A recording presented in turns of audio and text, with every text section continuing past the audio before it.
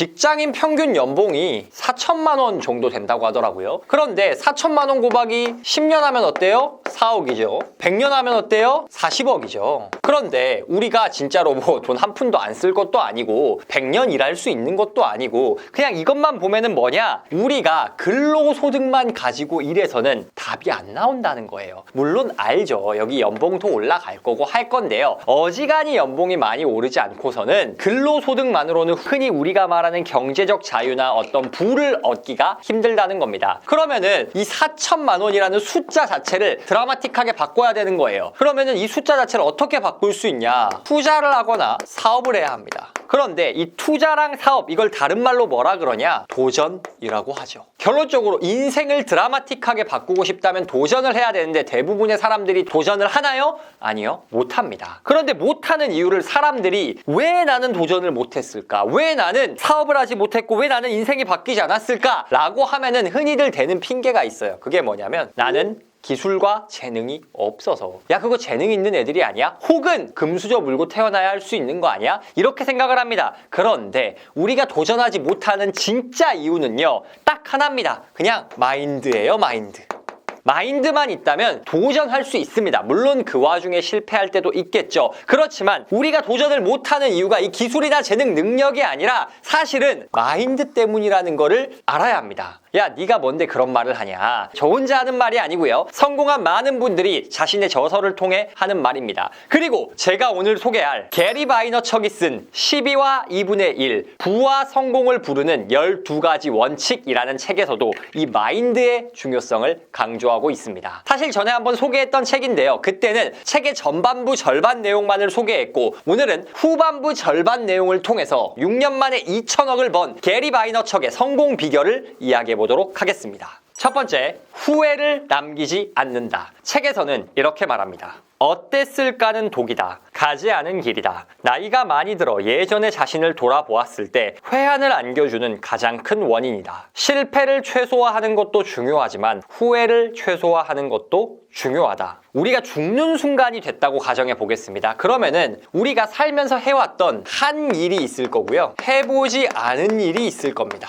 자, 그러면 우리가 죽는 순간에서 내가 했던 일 맞아, 나 이것도 했고 저것도 했지가 생각날까요? 아니면 내가 이걸 해보려 했는데 이걸 못 해봤네? 이게 생각날까요? 이거는 죽음을 겪어본 적이 없기 때문에 제가 답할 수가 없겠죠. 그런데 많은 연구 결과 통계를 통해서 인생의 말년이 됐을 때 많은 인생 선배님들께서는 이쪽 해보지 않은 일을 훨씬 더 많이 생각하고 후회한다 라고 말합니다. 원래 인간의 심리가 자신이 가진 것보단 가지지 못한 것, 해본 것보단 해보지 못한 것, 낯선 것, 이런 것을 더 가치 있게 평가하는 성향이 있거든요. 남의 떡이 더 커 보이는 것처럼. 그래서 결론적으로 내가 해보지 않은 일을 인생에 말년해서 후회하기 때문에 인생에서 후회를 남기지 않겠다는 마인드셋으로 살아야 도전을 할 수 있고 그래야 변화를 만들 수 있다는 겁니다. 게리 바이너척은 그래서 실패를 최소화하는 것도 좋지만 후회하지 않도록 후회를 최소화해야 한다고 말하는 거죠. 그런데 말은 멋있는데 사람들이 생각보다 이거 안 하면 후회할 것 같으니까 해야지 라고 실천을 못합니다. 왜 그러는 걸까요? 딱 정해져 있습니다. 사람은 변화를 싫어하기 때문입니다. 뭐라고요? 변화를 싫어해요. 왜 그러는 걸까요? 저희가 현대 문명을 누리며 산 지가 오래되지 않았잖아요. 그런데 훨씬 더 긴 시간을 살아온 원시 시대, 수렵 채집 시대, 이럴 때는요, 변화는 곧 죽음을 의미했습니다. 뭐라고요? 변화는 곧 죽음. 내가 안정적으로 그냥 수풀을 거닐고 있었어요. 그런데 갑자기 수풀이 바스락바스락 거리면서 상황의 변화가 일어나. 그거는 맹수가 공격해 오거나 이웃부족이 공격해 왔다는 위협으로 느껴집니다. 그래서 오랜 기간 이 변화에 대해서 우리 뇌는 변화 이퀄 위협으로 인식을 하고 있었습니다. 그러다 보니 절로 변화를 싫어하는 성향이 생기는 거죠. 그런데 인간이 참 아이러니한 존재인 게요. 변화하기 싫어해요. 근데 변화하지 않으면 후회해요. 이게 참 재밌는 부분입니다. 아까 수렵 채집 사회를 말씀드렸는데, 자, 변화하기 싫어요. 변화는 곧 위험이에요. 짐승들의 공격을 받을 수 있어요. 그렇다고 해서 먹을 게 없는데 채집을 나가지 않으면 어떻게 되죠? 죽는 겁니다. 즉 뭐냐? 변화를 하지 않으면요, 성공, 발전도 없다는 겁니다. 그런데 우리는 변화를 추구하지 않아요. 제가 교사 출신이거든요. 그런데 안타까운 케이스가 선배님들이 많이 계시잖아요. 10몇 년, 20몇 년 막 교직 생활을 하신 분들이 계신데 대부분의 분들은 너무 너무 존경스럽고 멋진 참 스승님들이십니다. 그런데 꼭 한 학교의 몇 분 선생님은요, 경력은 많아요. 예를 들어서 뭐 한 15년 경력의 교사예요. 그래서 저는 처음에는 15년 경력이니까 나보다 15배 많은 경험을 하셨고, 그러면 수업도 15배까지는 아니더라도 10배는 더 잘하시겠지라고 생각을 했는데, 이 15년이 뜯어보니까 진짜 15년이 아닌 거예요. 무슨 말이냐, 이 15년 동안 이 선생님께서 다른 1년을 15번 산 게 아니더라고요. 무슨 말이냐, 매년 새로운 일을 하고 새로운 수업 방식을 도전하면서 새로운 경험을 15년 했으면 능력치가 이만할 텐데요, 그냥 똑같은 1년을 15번 산 거예요. 그래서 1 곱하기 15가 아니라 1 곱하기 1 곱하기 1 곱하기 1이 계속 됐던 거예요. 그럼 결과는 뭐예요? 1이에요. 그러니 사실상 실력이 1, 2년 차 교사랑 별 차이가 안 나더라는 겁니다. 그 이유가 뭐예요? 변화를 추구하지 않았기 때문에. 그런데 이런 변화를 추구하지 않은 사람들이 행복하냐? 그게 아니라는 거예요. 이분들의 교직 생활, 죄송한 말씀이지만 그리 행복해 보이지 않았어요. 수업을 그렇게 잘하지 못하니까 아이들과 관계가 좋지 않은 경우가 있었거든요. 물론 제가 모든 교사들이 그렇다는 게 아닙니다. 그런 케이스가 있다라는 거고요. 꼭 교사 아니어도 어느 조직이나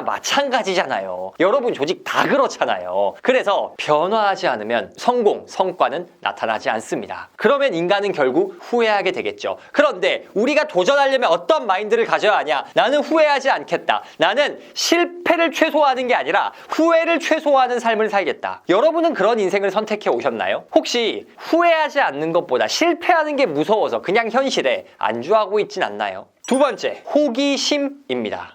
인생 최고의 터닝 포인트가 될지도 모를 중요한 단서들은 아주 작은 조각으로 우리 곁에 숨어 있다. 어느 날 그 조각들은 호련히 그 모습을 드러낸다. 아무리 바빠도 새로운 정보를 접하면 호기심이라는 불을 켜야 한다. 그리고 시간이 부족하더라도 파고드는 시도는 해봐야 한다. 파고들었는데 별거 아니라면 그때 과감히 버리면 된다. 앞서 후회를 남기지 않는 삶을 살아야 한다. 후회를 최소화하고 도전해라 라는 말씀을 드렸습니다. 그래서 이렇게 생각하실 거예요. 오케이, 알겠어. 나 한번 달려볼게. 근데 뭐 해야 돼? 내가 무엇에 내 인생을 갈아놓고 무엇에 후회 남기지 않게 해볼까? 이런 고민을 할 수 있단 말이죠. 그때 필요한 게 뭐예요? 호기심입니다. 호기심이 뭐냐면 우리 일상의 사소한 것들에 관심을 갖는 거예요. 우리는 인생에서 어떤 변화를 만들려면 무언가 재단한 지식을 알아야 하고 인생의 비밀을 알아야 하고 특별한 비결이 있어야 한다고 생각하는 경우가 많습니다. 그런데요, 여러분, 세상을 바꾸고 정말 위대한 성과를 낸 결과물들은요, 대부분 완전 새로운 것들이 아닙니다. 우리 삶에 있던 것들이에요. 예를 들어 볼까요? 연필이 있습니다. 예전에는 그냥 뭐 연필이 이렇게 있으면 이렇게 해서 글씨만 쓰는 거였죠. 그런데 어떤 사람이 아니 연필 쓰면은 지워야 할 때가 많은데 지우개 따로 갖기가 불편하네? 그래서 여기 뒤에 살포시 지우개를 달았습니다. 이게 전 세계적인 글로벌 히트를 냈죠. 자, 그런데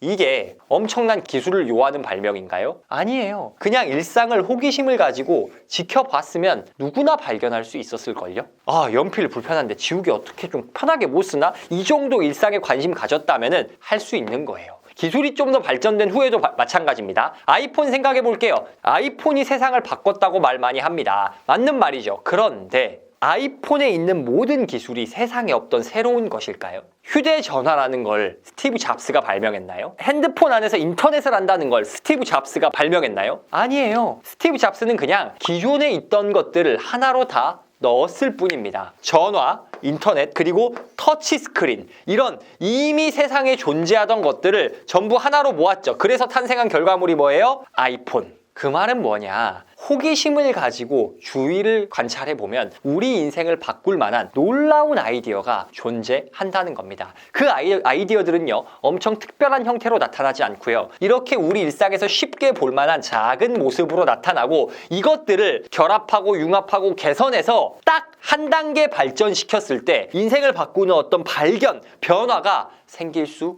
있다는 거예요. 그리고 이런 발견을 해내는 사람들이 천재다? 아니에요. 생각보다 그냥 평범한 사람들입니다. 스티브 잡스는 이렇게 말했습니다. 우리가 인생이라 부르는 모든 것들은 우리보다 별달리 특별할 것 없는 사람들에 의해 만들어진 것이다. 여러분이 일상에서 지금 경험하는 모든 거, 가령 여러분이 살고 계신 아파트, 여러분이 사용하는 스마트폰, 혹은 고속도로, 백화점, 뭐 이런 인프라, 이런 것들이 정말 말도 안 되는 천재들이 만든 게 아니거든요. 여러분이랑 별다를 거 없는 사람들이 이미 세상에 존재하던 걸 결합해서 만든 겁니다. 그리고 그 결합을 탄생시킬 수 있었던 비결이 뭐냐? 호기심이라는 거예요.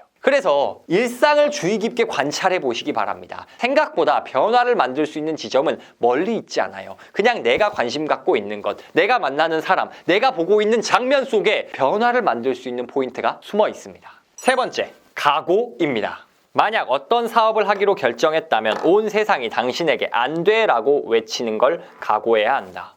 호기심을 가지고 절대 후회하지 않는다. 굉장히 낭만적으로 보입니다. 그런데 뭔가 낭만적으로 보이고 있어 보이지만 이대로 한다고 바로 성공할까요? 당연히 아닙니다. 여러분, 최근 몇 년 사이에 좀 자기계발 붐이 불면서 마냥 열심히 살아라 보다 자동화 수익, 편하게 돈을 벌자 이런 말들, 시간을 쓰고 땀을 쏟아서 열심히 일하면 바보다. 주식 사놓으면, 비트코인 사놓으면, 부동산 사놓으면 다 되는데, 혹은 그걸 못 샀으면은 야 이미 가진 놈들의 리그인데 열심히 살아서 뭐하냐, 이런 식으로 노력의 가치를 폄하하는 내용이 상당히 많이 퍼졌습니다. 그런데 그렇게 노력하지 않고 성공하겠다고 하는 사람들 잘 될까요? 안 됩니다. 그냥 이건 인생의 진리예요. 그럼 무슨 말이에요? 우리가 호기심을 가지고 인생에 후회를 남기지 않으려면 우리가 빡센, 정말 어떤 역경도 이겨낼 거라는 각오가 되어 있어야, 그리고 그 각오에 걸맞는 노력을 해야 한다는 겁니다. 그런데 그 부분이 참 쉽지 않아요. 왜냐? 각오가 쉽게 꺾이거든요. 책에서 아까 뭐라 그랬죠? 내가 뭔가 도전을 하고 사업을 하면은 온 세상이 너에게 안 된다고 말할 것이다.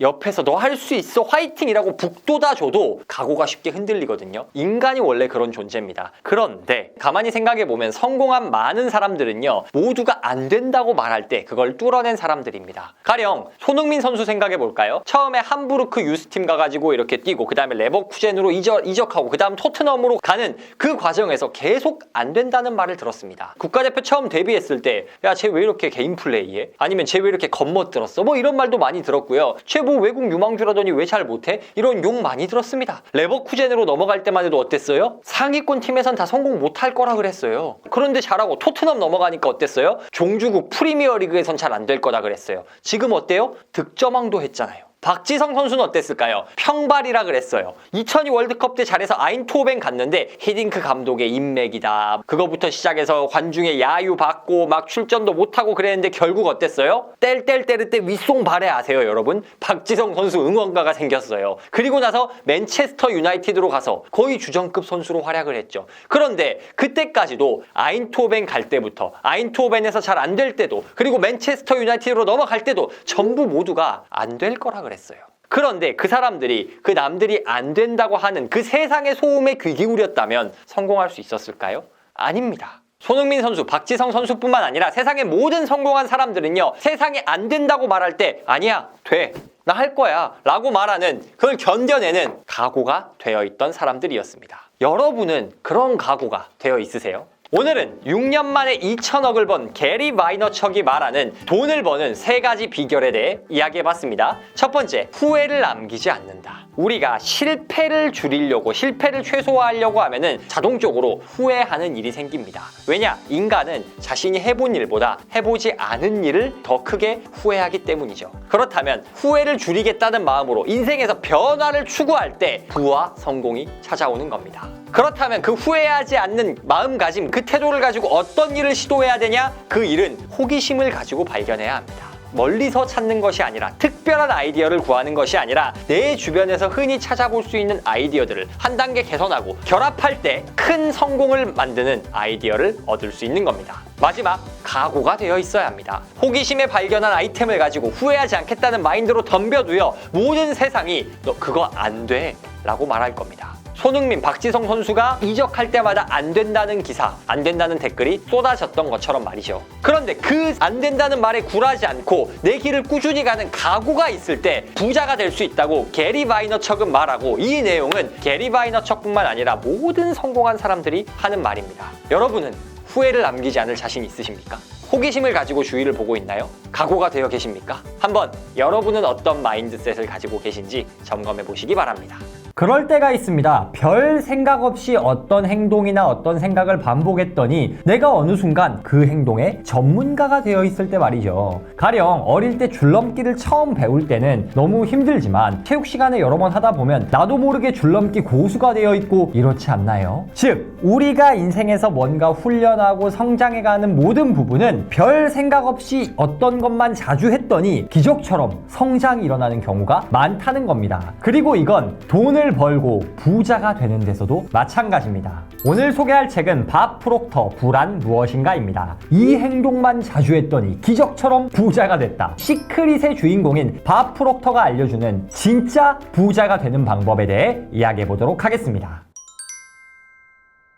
첫째, 먼저 믿으라. 부를 축적하는 길에는 수많은 장애물이 있는 것처럼 보입니다. 하지만 유일한 장애물은 우리가 돈에 관해 지닌 신념이나 생각, 감정입니다. 우리는 눈으로 본 것만 믿는다라고 배웠기 때문에 삶을 보는 관점이 부정적이고 회의적입니다. 부자들은 세상의 이치가 이 격언과 정반대라는 사실을 압니다. 꿈이 실현되는 것을 눈으로 보기 전에 먼저 그 꿈을 실현할 수 있다고 믿어야 합니다. 세상에는 두 종류의 사람이 있습니다. 첫 번째, 보이는 대로만 믿는 사람. 두 번째, 보이지 않는 것을 믿는 사람입니다. 그런데 단기적으로는 이 차이가 크게 느껴지지 않지만 장기적으로 인생의 변화를 만드는 사람은 이 보이지 않는 것을 믿는 사람입니다. 왜 그러는 걸까요? 단순하게 저희가 돈을 벌고 성공하는 일, 여러분의 직장생활 다 생각해 보겠습니다. 여러분의 5년 뒤, 10년 뒤 미래가 정확하게 보이나요? 잘 안 보일 겁니다. 예를 들어 내가 투자를 열심히 하면 언젠가 부자가 되겠지? 그런데 나는 지금 가진 재산이 1,000만 원 뿐이야. 그러면 부자가 된 미래가 너무 멀어 보일 겁니다. 그런데 어떤 사람은 투자로 성공을 하고 어떤 사람은 실패하느냐? 내가 이대로 반복한다면 언젠가는 부자가 될 수 있다. 아직은 내 눈에 보이지 않지만 그 보이지 않는 미래를 믿는 사람은 부자가 될 수 있을 겁니다. 그런데 미래가 보이지 않는다고 해서 그거 다 사람들 속이려고 하는 헛소리야 라고 절약도 하지 않고 투자도 안 하면 부자가 될 수 있을까요? 당연히 부자가 되기가 힘든 겁니다. 인간관계에서도 마찬가지입니다. 부모 자식 간의 관계를 생각해 볼게요. 가령 자녀가 부모님에게 엄청 잘하고 효도하면은 부모 입장에서는 자녀에게 뭐라도 막 주고 싶을 겁니다. 당연한 거 아닌가요? 그런데 순서가 바뀌어서 자녀가 엄마, 아빠 나한테 유산 얼마큼 주세요. 그러면 내가 잘 할게요. 엄마, 아빠가 나한테 유산 줄지 안 줄지 어떻게 알고 내가 엄마, 아빠한테 잘해요? 이렇게 말하면 그 자녀에게 뭔가 많이 해주고 싶을까요? 당연히 아니지 않나요? 뭐 부모 자식 간에야 어쩔 수 없이 부모 마음에 줄 수 있다 하더라도 친구 관계, 거래 관계 생각해 보겠습니다. 여러분 친구가 여러분한테 야, 너가 나한테 한 100만 원 이득만 주면은 내가 너랑 친구해줄게. 너랑 친하게 지낼게. 그 사람이랑 친하게 지고 싶으시겠어요? 당연히 아니겠죠. 그럼 어떻게 해야 돼요? 이 사람이 정말 좋아서 내 친구가 너무 좋아서 야, 나 너랑 같이 하고 싶다. 너랑 뭔가 함께 하자. 이런 태도를 보이면 그 친구에게 100만 원, 1000만 원 이득 주는 건 일이 아니라는 겁니다. 이 말의 핵심이 뭐예요? 내가 당장 결과가 눈앞에 보여야만, 나에게 뭔가 가시적인 이득이 보여야만 행동하는 사람들은 절대 부자가 되고 뭔가를 얻어낼 수 없다는 겁니다. 인간관계에서도 지금 보이지 않는 멀리 있는 콩고물을 생각하고 사람을 만나면 그 사람을 진심으로 대할 수 있을까요? 당연히 힘들 겁니다. 종교에 관해서도 마찬가지입니다. 여러분이 종교를 믿든 안 믿든 간에 가령 여러분이 신이라고 가정을 해보겠습니다. 그러면 여러분이 신이라면은 저기 신님 나에게 100억만 주세요. 그러면 내가 이 종교 생활 잘 할게요 라고 말하는 사람이 예쁠까요? 저는 당신을 믿고 당신과 함께 살아갈 수 있는 것이 너무 행복합니다 라고 하는 사람한테 어떤 경제적인 복도 주고 싶을까요? 당연히 후자 아닌가요? 인생의 모든 진리가 마찬가지입니다. 모든 것이 눈에 보이길 원해서 눈에 보여야 돼. 그래야 나는 행동할 거야. 이게 성공의 비결이 아니고 눈에 보이지 않지만 나는 그것을 믿고 최선을 다할 거야. 이렇게 생각하는 사람들에게 부가 찾아오는 겁니다. 끌어당김의 법칙이 맞냐 틀리냐 그런 말이 굉장히 많습니다. 그런데 사실 끌어당김의 법칙의 본질은 이겁니다. 눈에 보이지 않는 것을 믿을 수 있느냐. 가난한 사람들은 눈에 보이지 않는 것을 믿지 못합니다. 그리고 눈에 보이는 현실만 생각하고 당장 눈앞에 이익이 실현되기만을 기대하죠. 그런데 그건 세상이 돌아가는 이치가 아닙니다. 세상이 작동하는 진짜 원리는 눈에 보이지 않는 것을 믿고 그 방향으로 꾸준히 나아갈 수 있는 것, 믿고 행동할 수 있는 것, 그 사람에게 성공을 주는 것, 그게 바로 세상의 이치입니다. 기적처럼 부자가 되는 두 번째 행동, 훈련하라입니다. 자기를 훈련하지 않으면 성과를 거둘 수 없습니다. 자기를 훈련하는 사람은 원하는 것이 무엇이든 얻을 수 있습니다. 이는 너무나 기본적이고 단순한 진리인데 오해하는 사람이 많습니다. 사람들은 대체로 자신이 누릴 수 있는 것을 충분히 누리지 못합니다. 훈련하지 않기 때문입니다. 앞서 믿으라고 말씀드렸습니다. 보이지 않는 것을 믿어야 우리는 부를 쌓고 성공할 수 있다고 말씀을 드렸습니다. 그런데 믿기만 한다고 다 되면 얼마나 좋을까요? 정말 진심으로 내가 1000억 부자가 될 거야 라고 믿기만 하면 나에게 1000억이 생긴다? 너무 좋겠죠. 그런데 1000억 버신 분들한테 믿기만 하면 부자가 되나요? 라고 하면은 욕을 먹을 겁니다. 왜? 물론 그분들의 본질에 믿음이 있었지만 그 믿음을 현실로 만들기 위해 자신이 해야 할 일에 충실하는 그 꾸준한 훈련과 노력의 과정이 있었기 때문이죠. 근데 그 과정을 싹 무시하고 이 정도 해야 100억 1000억 버는 건데 생각만 하고 믿기만 하니까 될 거라고? 너 진짜 장난치냐? 이런 소리가 당연히 나올 겁니다. 자기계발 유튜브를 하다 보니 참 그런 컨텐츠 혹은 그런 사람들을 많이 만납니다. 어떤 사람들이냐? 나는 잘 될 거야 라고 진심으로 믿고 생각하는 사람들, 그런 사람들을 꽤 많이 만납니다. 그런데 안타깝게도 그들 중에 정말로 그 믿음을 현실로 만들 만큼 실천을 하고 훈련하는 사람들은 정말 극소수입니다. 그렇게 성공하는 사람은 언제나 소수인 것 같습니다. 그래서 여러분이 정말로 부자가 되고 싶다면 여러분이 믿는 것을 실천하기 위한 구체적인 훈련을 하셔야 합니다. 그 훈련을 하는 방법을 소개해 드릴게요. 여러분의 자아를 나누는 겁니다. 어떻게 나누냐? 한 자아는 사장님 자아, 한 자아는 직원 자아. 사장님 직원이라고 했지만은 사장님 자아는 나에게 명령을 내리는 자아이고 직원 자아는 그 명령을 실현하는 자아. 이렇게 나눠서 내가 스스로 나에게 내린 명령을 실천한다. 마치 사장님이 업무 지시를 한 것 정도 혹은 그 이상의 강도로 내가 반드시 실천한다라는 이 습관이 잡혀야 되는 겁니다. 인생을 바꾸길 원한다면 성공을 실현하는 데 필요한 일을 하도록 자신에게 명령하고 이를 완수해야 합니다. 그렇게 할 수 있다면 당신은 점점 강해질 겁니다. 그러고 나면 자신이 할 수 있다고 생각하는 일이 아니라 자신이 원하는 일을 해낼 수 있게 됩니다. 인생을 바꾸는 데 필요한 건 스스로에게 필요한 일을 명령하고 그것을 실천하는 것입니다. 예전에 주원규 PD님께서 영상에서 그런 말씀을 하신 적이 있습니다. 나는 주말에는 사장님 모드가 돼서 내가 일주일 동안 해야 할 일을 계획한다. 그리고 평일에는 직원 모드가 돼서 그 일을 기계적으로 수행한다. 그때 생각은 하지 않는다. 생각은 오직 사장님 자아. 사장님 자아라는 용어를 정확히 쓰진 않으셨습니다만 어쨌든 내가 해야 할 일을 계획하고 생각하는 건 일주일에 하루만 하고 나머지는 내가 직원이고 나를 고용했다 생각하고 일만 한다 라고 하시더라고요. 이게 바로 밥 프록터 시크릿의 저자도 공통적으로 강조하고 있는 내용입니다. 그런데 여러분은 정말로 스스로 훈련을 하고 있다 혹은 명령을 하고 있다 라고 말할 수 있을 정도로 열심히 살고 계신가요? 그냥 내가 생각나는 대로 여유 있게 뭐 이 정도면 됐지 하고 만족하고 있지 않나요? 인생을 바꾸는 변화는 스스로에게 명령, 업무 지시를 내리고 그것을 목숨 걸고 수행하는 정도의 강도로 스스로를 훈련할 때 그때서야 찾아오는 겁니다. 기적처럼 인생을 바꾸는 세 번째 행동, 잠재의식을 바꾸는 것입니다. 실천이라는 말은 믿음과 행동이 하나로 통합된 행위를 가리킵니다. 무엇보다 중요한 것은 의식 차원의 믿음을 잠재의식 차원까지 끌어올리는 일입니다. 오래된 관념과 습관을 버리고 새로운 생각을 심어야 합니다. 그렇게 했을 때 모든 것이 바뀝니다. 제가 첫 번째로 믿음에 대해서 말했고 두 번째는 훈련, 즉 행동에 대해서 말씀드렸습니다. 그런데 정말 진정한 인생을 바꾸는 실천은 이 믿음과 행동이 하나로 합쳐진 상태입니다. 그런데 믿음과 행동을 어떻게 하나로 합칠 수 있을까요? 우리가 흔히 논리적으로 깊게 생각하는 의식적 수준이 아니라 무의식적이고 딱히 내가 생각하지 않지만 내 마인드와 태도에 그대로 자연스럽게 배어있는 잠재의식 수준까지 우리의 믿음이 뿌리 박혀야 되는 겁니다. 즉 나는 100억 부자가 될 거야, 1000억 부자가 될 거야, 이걸 머릿속으로 그냥 될 거야 하는 게 아니라 내가 의식하지 않아도 마치 내가 1000억 부자가 된 것처럼 행동하는 수준까지 나아갈 때 우리 뇌 속 세포 하나하나까지 전부 다 그 생각이 새겨지는 수준, 잠재의식에 그 믿음이 새겨져야 한다는 겁니다. 이렇게 잠재의식 차원까지 믿음이 새겨져야 우리의 모든 행동과 습관이 바뀔 수 있다는 겁니다. 밥 프록터는 그의 모든 저서에서 이렇게 무의식적으로 나의 믿음과 행동이 일치된 상태, 그리고 그 일치됨으로 인해 나의 행동을 이끌어가는 어떠한 마인드셋을 패러다임이라고 부릅니다. 그렇다면 어떻게 해야 우리가 믿고자 하는 것, 이루고자 하는 것을 내 마인드 깊숙이 새겨 패러다임으로 바꿀 수 있을까요? 책에서는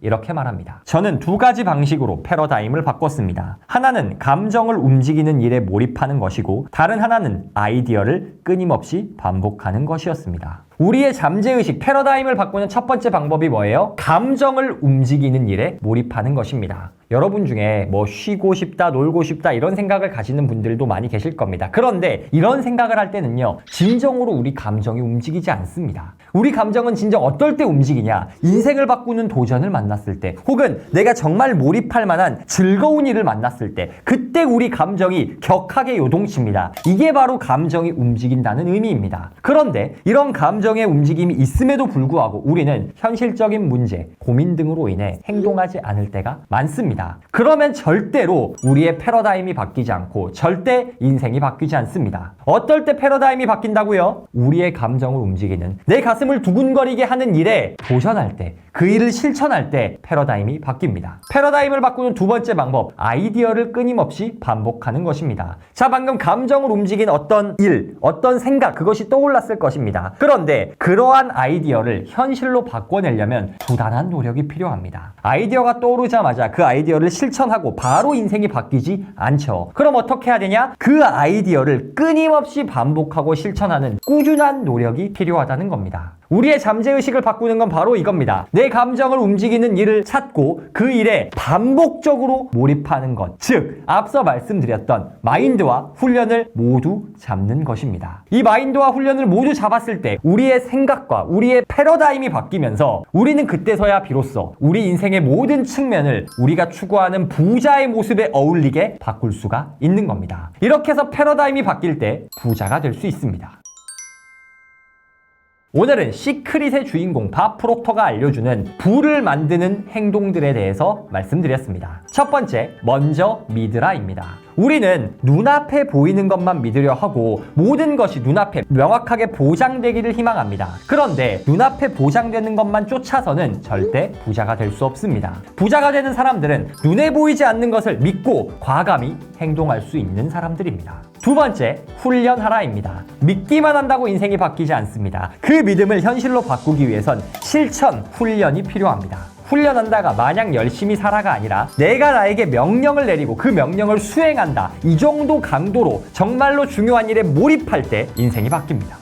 마지막, 잠재의식을 바꿔라입니다. 우리가 어떤 것을 믿는다고 실천한다 해도 이것들이 우리의 무의식, 잠재의식 수준까지 새겨지지 않으면 절대 그 행동을 꾸준히 할 수 없습니다. 그리고 그렇게 잠재의식에 우리의 믿음을 새기기 위해서는 우리의 감정을 요동치게 만드는 일에 몰입해야 하고 그 일을 꾸준하게 반복해야 합니다. 밥 프록터 부란 무엇인가는 오늘 제가 소개해드린 내용들 외에도 부를 이루기 위해서 가져야 할 마인드셋, 특히 시크릿이라는 명저의 저자로 참여하면서 수많은 부의 법칙을 주장하고 그 증거를 수집해온 밥 프록터의 노하우가 잘 녹아져 있습니다.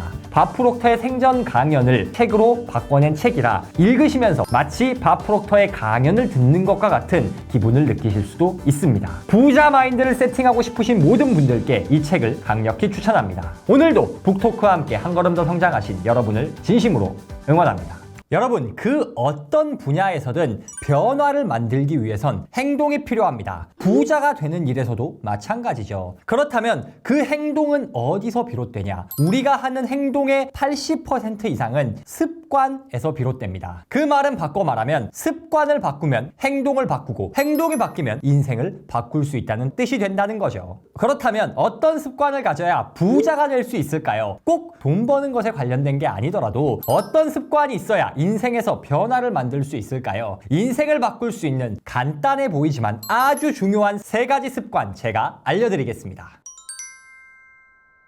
첫 번째, 탑3를 세워라입니다. 탑3가 무슨 말이냐? 매일매일 내가 해야 할 일 중 가장 중요한 3가지 일의 리스트를 뽑으라는 겁니다. 이건 바꿔 말하면 그냥 내가 해야 할 일만 하지 말고 그 중에서도 정말 중요한 일만 하라는 의미가 됩니다. 흔히 직장인들 아니면 학생들도 마찬가지죠. 일을 하든 공부를 하든 그날 내가 해야 할 걸 리스트로는 많은 사람들이 작성합니다. 투두 리스트라고 하죠. 그런데 이 투두 리스트 안 하는 것보다는 정말 좋은데 문제점이 하나 있습니다. 투두 리스트에 적힌 순서대로 일을 하게 된다는 겁니다. 무슨 말이냐? 예를 들어 직장인이 내일 무슨 일 해야지라고 리스트를 쫙 작성을 합니다. 그런데 그 리스트의 상단에는 어떤 일들이 있냐? 그냥 먼저 생각나는 일이 있습니다. 내일 해야 할 일들이 이렇게 많은데 그 중에서 가장 먼저 생각난 일, 예를 들어 그게 방 청소라면 방 청소가 리스트 상단을 차지하고 있다는 거죠. 그리고 대부분 사람들은 그 리스트 순서에 따라 첫 번째 일 클리어, 두 번째 일 클리어, 세 번째 일 클리어 이렇게 순차적으로 일을 진행합니다. 이게 나쁜 거냐고요? 좋은 거죠. 그런데 맹점이 있어요. 정말 중요한 일이 목록의 아래쪽에 있으면 이 일이 밀리게 됩니다. 다시 한번 강조할게요. 투두리스트를 작성하는 거 너무 좋은데 문제는 중요한 일이 목록의 아래쪽에 위치하게 될 경우 정작 중요한 일은 못하게 된다는 겁니다. 이건 투두리스트를 작성하는 의미를 반감시키는 일입니다. 생각해보세요. 우리가 해야 할 일이라고 다 써놓은 일, 그 일들이 정말로 중요한 일일까요? 대부분 아닐 겁니다. 여러분이 해야 한다 생각하는 수많은 일들 중에 사실 절반 이상은 그렇게 중요하지 않고요. 지금 당장 하지 않아도 되고요. 에너지가 넘칠 때 하지 않아도 괜찮습니다. 더 극단적으로는 여러분이 아예 하지 않고 그냥 던져버리거나 혹은 다른 사람에게 맡겨도 충분히 괜찮은 일들이에요. 그런데 그런 우선순위에 대한 중요도에 대한 것은 고려하지 않은 채 목록의 상단에 있다는 이유만으로 내 시간을 우선적으로 중요하지 않은 일에 사용하면 정작 인생을 바꿀 만한 좋은 일은 하지도 못하는 겁니다. 레버리지란 책이 있습니다. 레버리지의 개념이 뭐냐? 우리의 시간을 최대한 더 많은 부가가치를 창출하고 내가 더 행복할 수 있는 일에 투여하자는 개념입니다. 이를 위해서는 내 일을 다른 사람에게 위임하거나 때로는 돈을 줘서 직원을 고용하더라도 어쨌든 중요하지 않은 일을 미뤄야 한다는 거죠. 그 남는 시간에 나는 노냐? 아니요. 더 중요하고 더 큰 가치를 만들 수 있는 일에 전념해야 한다는 겁니다. 그런데 이렇게 레버리지를 사용하려면 기본적으로 뭐가 있어야 되냐? 무슨 일을 다른 사람에게 맡기고 나는 무슨 일을 할지 이 개념이 서 있어야 합니다. 그런데 이 개념을 세우려면 어떻게 해야 돼요? 우선순위가 명확해야 한다는 겁니다. 그래서 제가 처음에 말씀드렸죠. 뭐를 하라? 탑3를 만들어라. 그날 내가 오늘 해야 할 일 탑3 이 목록을 작성해 보세요. 기왕이면 그날 아침에 하지 말고 전날 저녁에 다음날 내가 해야 할 일의 목록을 쫙 써본 다음 이 중에서 내일 내가 무조건 해야 할 가장 에너지가 넘칠 때 다른 일들보다 우선해서 해야 할 탑3 목록을 뽑아보세요. 그리고 그 일들을 먼저 처리하기만 해도 자질구레한 일들의 시간 에너지를 쓸 때보다 인생이 드라마틱하게 변화하는 것을 경험하실 수 있을 겁니다.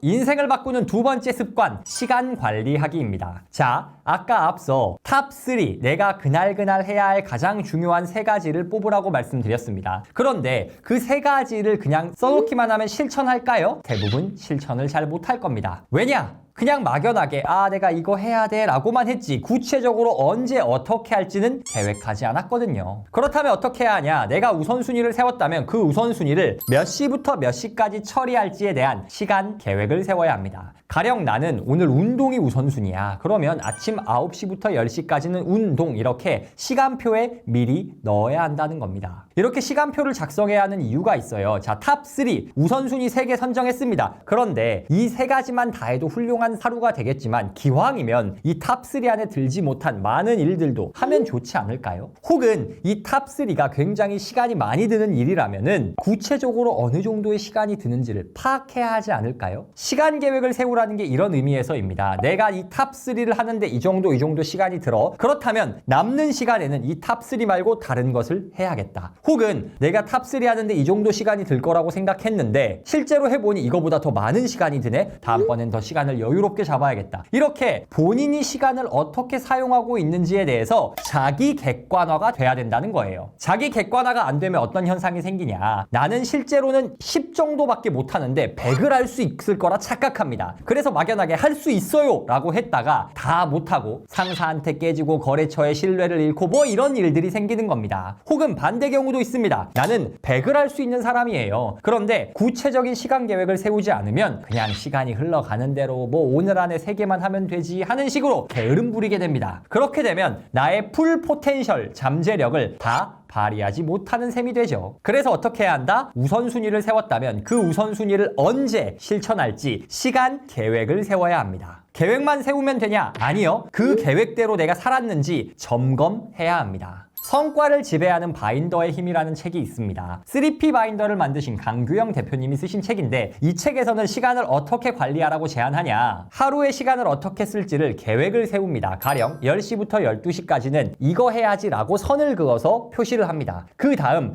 그 계획 옆에는 빨간 펜으로 실제 내가 그 시간에 시간을 어떻게 썼는지를 기록을 합니다. 가령 10시부터 12시 운동하기로 했어. 그런데 실제로 운동이 30분 빨리 끝났네? 그러면 다음번엔 운동 시간을 30분 적게 잡아야겠다. 혹은 다음번엔 운동을 좀 더 열심히 해야겠다. 이런 식으로 내가 실제로 시간을 어떻게 쓰는지를 파악할 수 있다는 거죠. 3P 바인더뿐만 아니라 스터디언에서 판매하는 오로다 다이어리 등 인기 있는 그리고 효율성이 검증된 플래너들은 대부분 이런 방식을 사용합니다. 이런 방식이 뭐다? 시간 계획을 세우고 그 시간 계획대로 내가 살았는지를 점검하는 시간도 따로 만든다는 거죠. 이렇게 우리는 시간을 관리해야 합니다. 시간을 계획하고 그 시간대로 살았는지를 점검해야 합니다. 이렇게 해서 나의 목표, 중요한 일에 인생을 투여할 때 인생에 유의미한 변화를 만들 수 있는 겁니다. 인생을 바꾸는 마지막 세 번째 습관, 바로 셀프 피드백입니다. 셀프 피드백이 무슨 말이냐? 자신이 그날 하루를 어떻게 살았는지 혹은 일이나 공부는 잘했는지를 반성해 보라는 겁니다. 반성이 아우 진짜 멍청아 오늘 왜 그랬어 라고 자책하라는 뜻이 아닙니다. 오늘 일했던 방식 혹은 내가 오늘 경험한 것보다 조금 더 잘할 방법은 없는지를 고민하라는 뜻입니다. 세이노의 가르침에서 세이노님은 이렇게 말씀하십니다. 그 어떤 일이든 더 잘할 수 있는 방법이 있다. 우리는 타성에 젖어 일상적으로 쳇바퀴 돌듯이 살아갈 때가 많습니다. 특히 반복적인 업무를 수행하는 직장인이라면 더더욱 그렇죠. 이렇게 반복되는 일상에 파묻히다 보면은 내가 더 발전할 수 있다는 생각을 잊게 됩니다. 그래서 그냥 하던 대로 뭐 아침엔 이거 하고 오후엔 이거 하고 변화를 도모하지 않게 되죠. 그런데 변화 없는 삶에는 성장이 없습니다.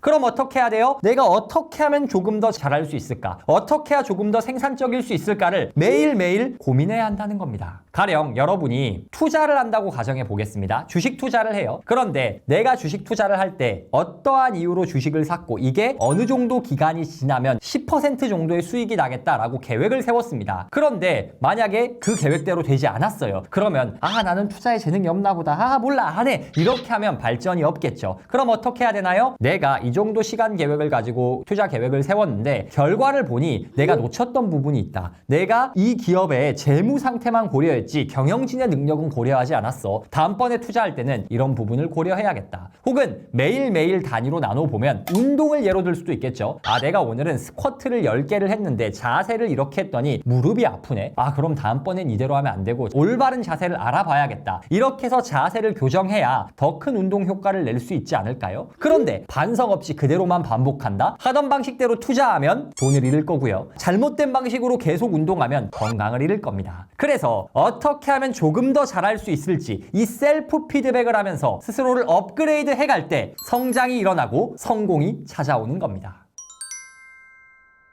오늘은 돈 벌기 너무 쉬워지는, 나아가서 인생을 바꾸기가 너무 쉬워지는 3가지 성공 습관에 대해 이야기해봤습니다. 첫 번째는 탑3를 세워라. 이 말의 의미는 투두리스트를 작성하고 그 중에서 내가 오늘 무조건 해야 할 우선순위 3가지를 설정하라. 두 번째, 시간을 관리하라. 앞서 선정한 탑3를 어떤 시간에 할지 시간표상의 계획을 세우고 내가 그 시간에 실제로 그 일을 했는지를 점검해라. 그 점검 과정을 통해 나는 이 일에 이 정도 시간을 쓸 수 있는 사람이구나. 혹은 나는 더 많은 일을 할 수 있는 사람이구나. 이렇게 자신의 상태를 객관적으로 진단해야 성공이 찾아온다.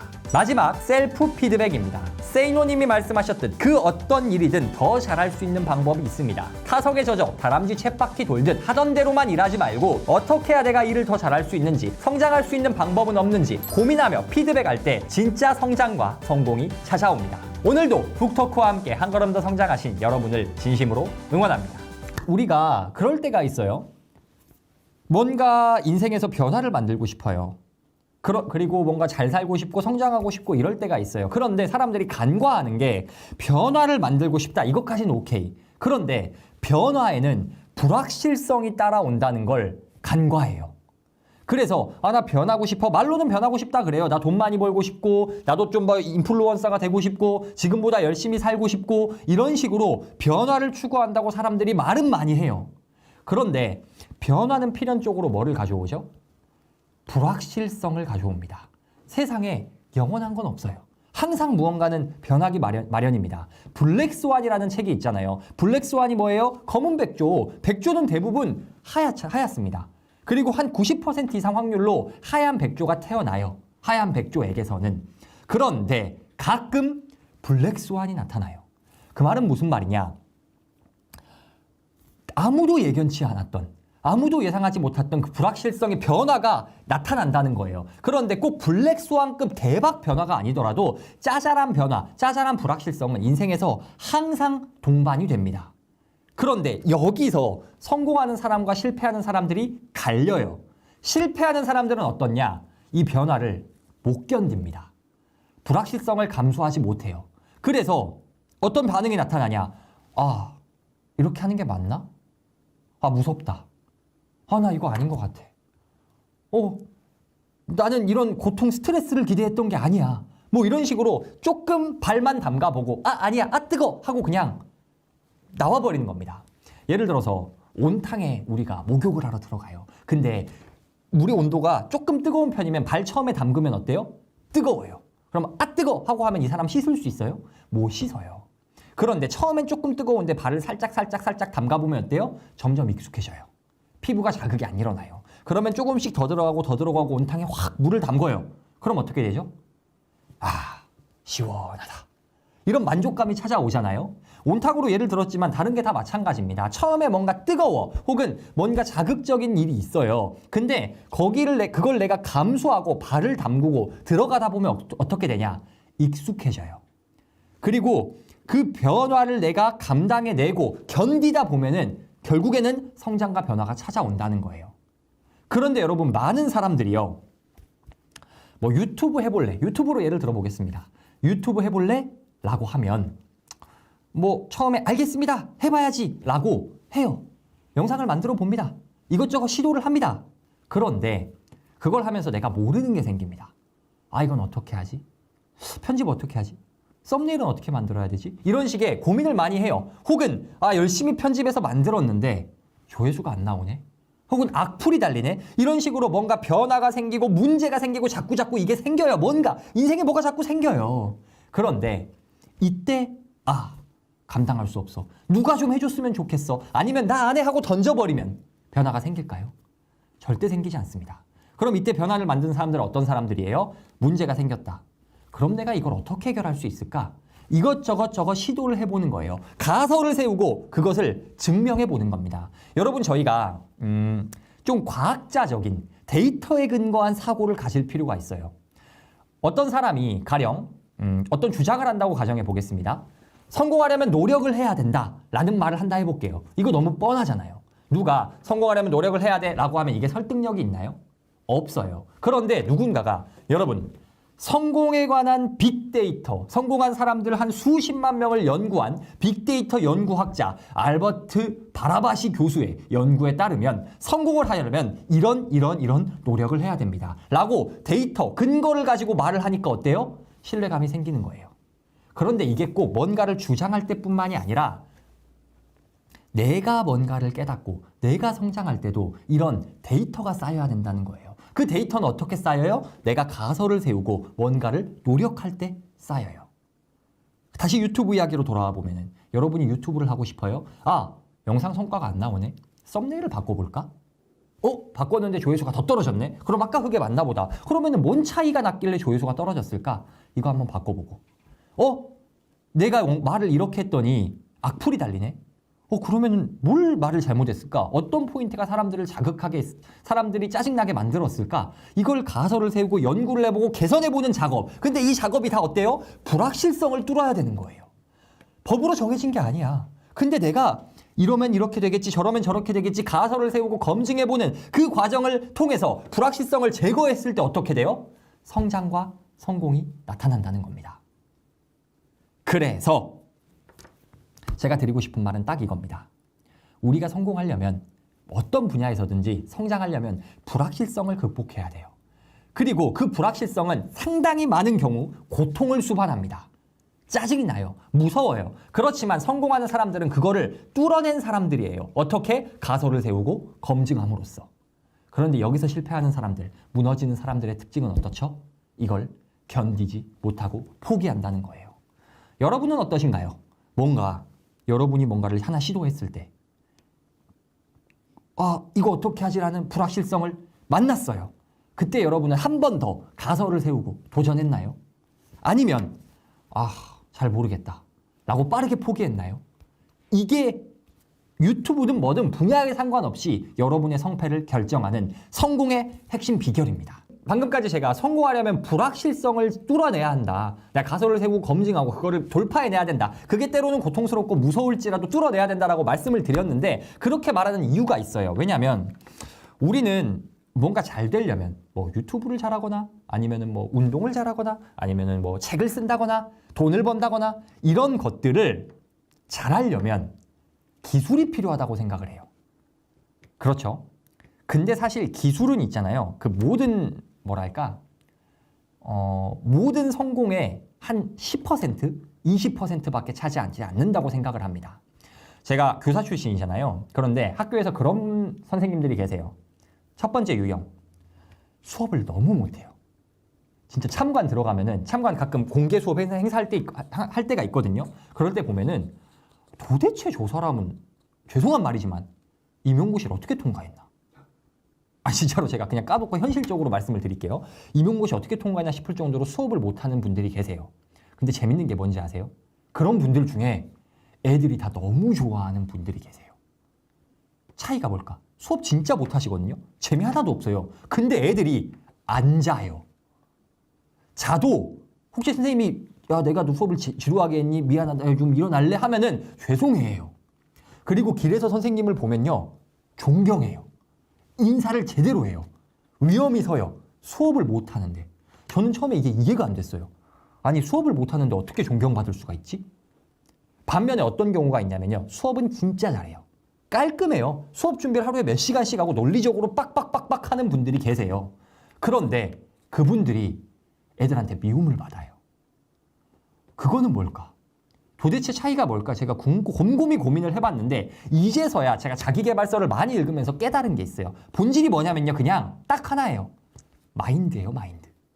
이 사람들이 학생들을 대할 때 어떤 마인드로 대하는가?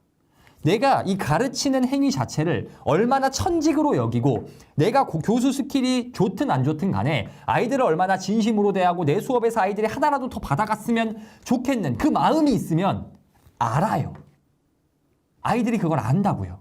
그런데 수업을 아무리 잘해도 애들 상태는 모르겠고 내가 수업 잘해서 내 만족을 누려야지 이거 애들이 다 알아요. 자기 잘난 맛에 수업한다? 다 알아요. 그렇다면 기술, 실력, 교수법보다 그 본질적인 마인드가 중요하다는 게 유튜브엔 안 통할까요? 유튜브에서 내가 영상에서 좀 말을 잘 못해요. 그런데 만약 내 진정성이 진짜 어떤 형식으로든 구독자들, 시청자들한테 진정성이 엄청 느껴져. 물론 말을 아예 못해버리면 뭐 전달이 안 되겠지만 그리고 온라인상에서는 이 진정성을 전하는 게 좀 더 빡세지만 그럼에도 불구하고 전달이 된다면 사람들이 안 좋아할까요? 좋아할 거예요. 거기다가 이 유튜브를 지속하는 혹은 유튜브뿐만 아닙니다. 여러분이 뭔가 노력을 할 때 지속하는 그 지속성의 힘이 어디서 나오냐? 여러분의 스킬에서 나오는 게 아니라는 거예요. 능력에서 나오는 게 아니라는 거예요. 어디서 나와요? 여러분의 마음에 있는 그 본질. 내가 유튜브를 왜 하는가? 내가 왜 돈을 벌어야 하는가? 내가 왜 성장해야 하고 내가 왜 책을 읽어야 하는가? 이 본질적인 마인드가 뭐냐에 따라서 지속성이 결정이 난다는 거예요. 예를 들어 볼게요. 부자가 되고 싶어요. 그게 여러분의 목적이다. 뭐 그게 나쁜 목적이라고 무조건 말할 수는 없겠지만 저는 그런 분들보다 나는 내 사업, 내 비즈니스를 통해 어떤 사람을 도울 거야. 이렇게 도와주겠다는 마인드를 갖고 있는 사람이 더 잘 될 거라고 봐요. 왜? 돈을 벌 거야 라고 하는 사람은 그 돈을 못 벌면 실패하는 게 돼요. 그런데 남을 도와줄 거야가 되면요. 돈을 못 벌어도 성공하는 게 돼요. 그러면 맨날 실패하면서 노력을 지속할 수 있는 사람이 얼마나 될까요? 별로 없을 거예요. 그런데 맨날 성공하면 지속하게 될 거예요. 그래서 마인드가 중요하다는 거고 어떤 기술적 요소 앞에 마인드가 제일 먼저 갖춰 있어야 되고 여러분이 어떤 일을 할 때 그 마인드가 타인한테 다 전달이 된다는 거예요. 정리하면 우리가 무언가 성과를 내고 싶다. 그러면 그 과정엔 항상 불확실성이 존재한다. 항상 크고 작은 문제들이 생길 거고요. 그 가운데서 고통도 따라올 거고요. 때로는 블랙스완이라고 부를 만한 엄청 거대한 어려움이 생길 수도 있어요.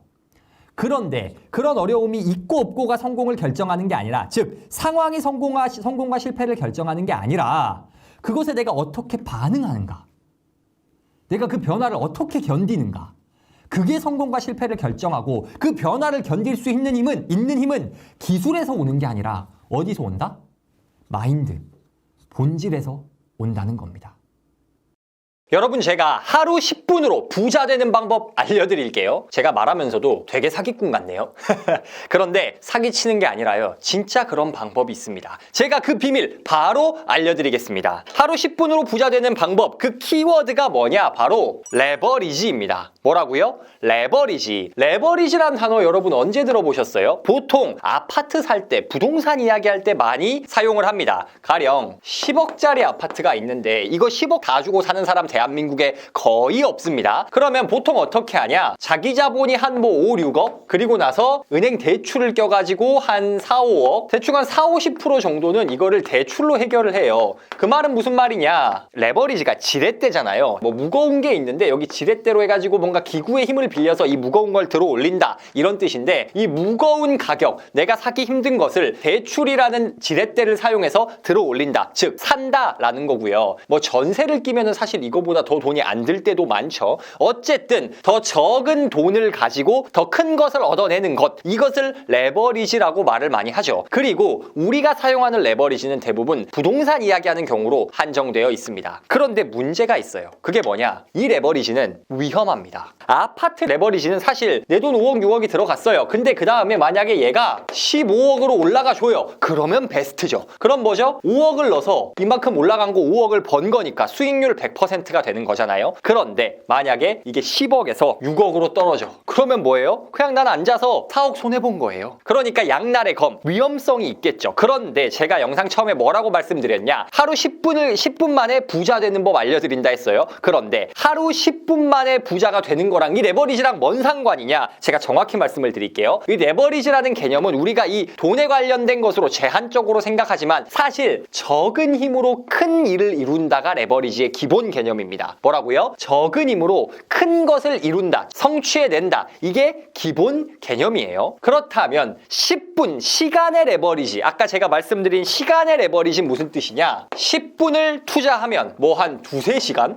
두세 시간도 미니멈이고요. 최대 맥스로 따지면 4, 5시간의 효과를 얻을 수 있는 그러한 레버리지 방식, 시간의 레버리지가 존재한다는 겁니다. 기계 만지기 좋아하시는 남자분들은 그럴 때가 있을 텐데, 저는 가구 같은 게 배송이 오거나 아니면 전자기기가 배송이 오면요, 매뉴얼을 안 봐요. 그리고 그냥 뭐 이렇게 하면 되겠지라고 제가 뚝딱뚝딱 조립을 하려고 합니다. 그럼 잘하면 아무 문제가 안 되는데 문제는 잘 못해요. 그래서 항상 그냥 혼자서 낑낑대면서 이게 안 되는 거, 왜 안 되는 거야 하면서 짜증을 내고 있어요. 그러면은 저희 와이프는 지나가면서 딱 한마디 합니다. 매뉴얼을 봐. 거기 설명서를 봐. 아니면은 유튜브에 설치법 좀 찾아봐 라고 말을 합니다. 그럼 저는 그때서야 맞네? 라고 생각하면서 매뉴얼을 찾아보죠. 그리고 매뉴얼을 읽으면 놀랍게도 제가 1시간 걸려서 못했던 걸 10분 만에 해결할 수 있습니다. 그럼 뭐예요? 영상 보고 하는 10분이 사실은 내 1시간 혹은 더 심한 경우에는 몇 시간을 절약해주는 효과가 있는 건데, 그렇다면 뭐 우리 인생에 사용 설명서가 있는 것도 아니고 일상에서 네가 말하는 시간의 레버리지를 어떻게 활용하냐, 그 방법이 있습니다. 바로 이 10분, 구체적으로 자기 전 10분을 활용하는 겁니다. 자기 전 10분을 활용한다는 게 무슨 의미인지 말씀드릴게요. 첫 번째, 하루를 점검한다. 아마 여러분이 다이어리를 쓰고 철저하게 계획을 하든 아니면 그냥 막연하게 생각하든 오늘 이 일 저 일 해야지, 이 일 하면 몇 시간 정도 걸리겠지, 뭐 해야겠다, 뭐 이런 나름의 생각이 있었을 거예요. 최소한 공부를 하거나 일을 하거나 성인이라면 오늘 내가 그래도 무슨 일을 해야겠지라는 최소한의 계획 정도는 있을 확률이 높습니다. 없을 수도 있어요. 그렇지만 대부분은 있다는 거죠. 그런데 보통 사람들은 그렇게 계획만 세우고요, 내가 그 계획대로 했는지를 점검을 안 해요. 그러니까 어떤 현상이 일어나냐? 가령 내가 유튜브를 하는 사람이에요. 그러면 유튜브 영상 찍는데 대략 2시간 걸리겠지라고 생각하고 2시간을 잡아놔요. 그런데 실제로는 내가 그거보다 오래 걸려.